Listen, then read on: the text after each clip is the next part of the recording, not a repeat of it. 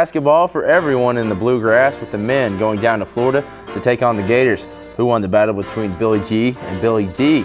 And what about the women's team hosting the number 3 ranked Lady Vols? The Lady Cats take down Candace Parker in Tennessee. And speaking of Tennessee, we'll tell you how the men's team fared against Bruce Pearl and his Volunteers. And could the UK hockey team continue their amazing pre-postseason run? Get your Billy glasses ready, because Sportszone 50 starts right now.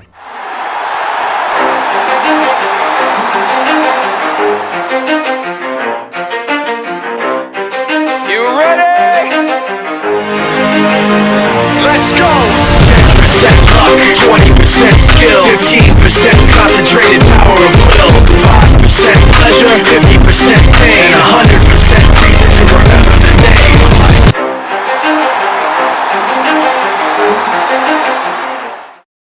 Welcome in, everyone, to Sportszone 50, your only student sports authority. I'm Ryan Mollenkoff, alongside with Justin Stewart. Well, Ryan, a great slate of games we had this past week, as both the men's and women's team had some tough opponents on their hands. Let's get right into it, as the UK Lady Cats played host to the number 3 ranked Lady Volunteers. The Lady Cats and the Lady Vols in the first. It's Samantha Mahoney who puts up the jumper and rattles around but drops in for 2. UT up 19-13. Then it's Lydia Watkins for the Cats who drives but pulls up for the jumper, knocks that one down. Cats down 6. Then it's Candace Parker who finds Nico Ananasak, who drives and pulls up for the nice spin move, knocking down the layup. Vols up 11. And the Cats on offense is Amane Franklin gets blocked by Parker, but Sarah Elliott there for the board and the putback, but it wasn't enough as the Cats fall the Vols 65-40. And Ryan, it was Billy Gillespie and the Wildcats heading down to Gainesville to take on the Gators. It's Billy D versus Billy G. Joe Crawford turns it over. In transition, Nick Palathis over his head to Spates. But the Cats get it going. Crawford to Patrick Patterson. The nice dump down to Perry Stevenson for the slam, ties it at 6. Then Crawford comes up with the steal. Ahead to Ramel Bradley for the lay-in. UK takes the lead. Right here we have Bradley driving. It doesn't go, but Stevenson is there for the follow flush. Palathis driving and gets to Maurice Spites for the slam. Gators up 15-12. Patterson backing his man down, gets blocked, and the Parsons to Palathis for the layup. There's a Jody Meeks sighting. He drives and dishes to Mark Curry for the slam. Cats trail 3:25 at the break. In the second, off the inbounds, Meeks drains the 3. He ends up finishing with 5 before fouling out. Then they go inside to Patterson, the lob and the layup. Bradley drives, hits the ridiculous off-balance shot, 44-41 Gators. Bradley again pulls up for the 3. Money, baby. This cuts the lead, 46-44. Florida running. Calathis pulls up on the break, nails the jumper, 48-45 Gators. Then we have Walter Hodge who rubs the screen, nails a big 3. Didn't see that one coming. Gators go up 52-45. Then we have Crawford into the lane. He misses, follows his own miss. Cats hanging in there, kicks it to Jasper. Didn't see that one coming either. He knocks in the triple, cuts the lead to 2 with a little over a minute left. But the Cats trying desperately to overplay and trap. Spites wide open for the slam. Money. 5.8 seconds left. Bradley inbounds and gets it off the back curl. He nails it to tie it at 61. We're going into overtime. In the overtime, Joe Crawford driving, hitting. The Cats take the lead, 63-61. With just over 3 minutes to play, Calathis nails a big 3.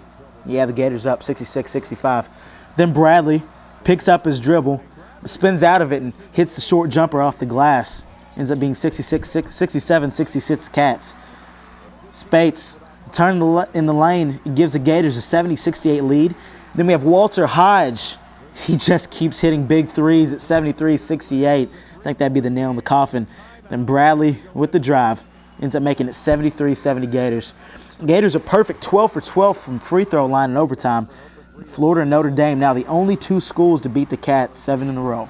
And that catches us up for this week as former Kentucky Mr. Basketball Chris Lofton and his Tennessee Volunteers played the Cats. And coming into this game, Tennessee ranked number 3 in the nation. Bruce Pearl taking on Billy G in the first of many matchups soon to come between the two. In the first, it's Ramon Harris who misses the 3, but Perry Stevenson there for the putback slam in traffic. Stevenson with 14 points. Then it's Jody Meeks who finds Derek Jasper at the top of the key, who knocks down the tray, and that gives the Cats their first lead of the night, 10-9. And the Volunteers, showing why they're the third best team in the nation, as Tyler Smith drives in the lane, puts up the shot, misses, gets his own board, puts it back up, misses again, but he gets it to go a third time, and Vols up 6. And right before the half, the Cats going with their bread and butter as Meeks feeds Patterson down low, who throws down the monster slam. Patterson with 20 on the night. Second half, more Patterson. Merle Bradley feeds him down low, the freshman with the flush, and the Cats jump out to an 8-point lead. And then it's Joe Crawford who gets the long three to drop. Crawford with 10 points, and the Wildcats upset the number 3 ranked Tennessee Volunteers 72-66, and Billy Gillespie finally having a reason to crack a smile. And for the post game, we go to Justin Keene. The Wildcats came out with the gutsiest effort of the season, taking down the number 5 team in the nation, the Tennessee Volunteers. It's a great win for us against a great team, and the way it would happen was perfect. Still a long way to go in the season, but I think our team is working hard in practice every day, and listening to Coach Gillespie and all of our coaches. So hopefully we can stay on track. I mean, I feel like we're more passionate than Tennessee tonight. I mean, we're a lot more intense, a lot more screaming, a lot more behind each other, a lot more with each other. And that's what makes you the most proud. These guys have figured it out. It's a 40-minute game.